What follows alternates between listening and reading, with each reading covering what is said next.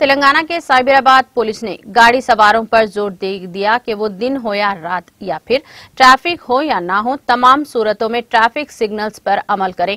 शहरियों में बेदारी पैदा करने के लिए मुफाद आमा में जारी की जाने वाली वीडियोस के सिलसिले में एक और वीडियो सोशल मीडिया के अहम प्लेटफॉर्म ट्विटर के जरिए जारी की गई है।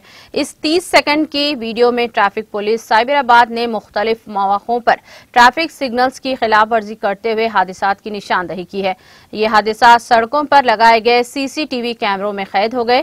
ट्रैफिक पुलिस साइबराबाद ने 13 दिसंबर 2020 को वपुर जंक्शन के पास पेश आए हादसे का हवाला दिया, जिसमें 5 अफराद हलाक हो गए थे।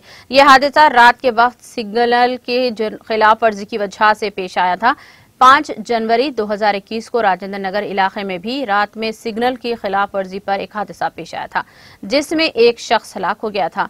तीसरा हादसा 17 अक्टूबर 2020 को पेश आया था, जिसमें इसी वजह से एक शख्स की हलाकत हो गई थी।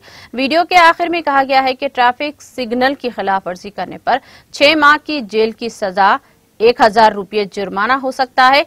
दोनों सजाएं एक साथ भी मुमकिन है।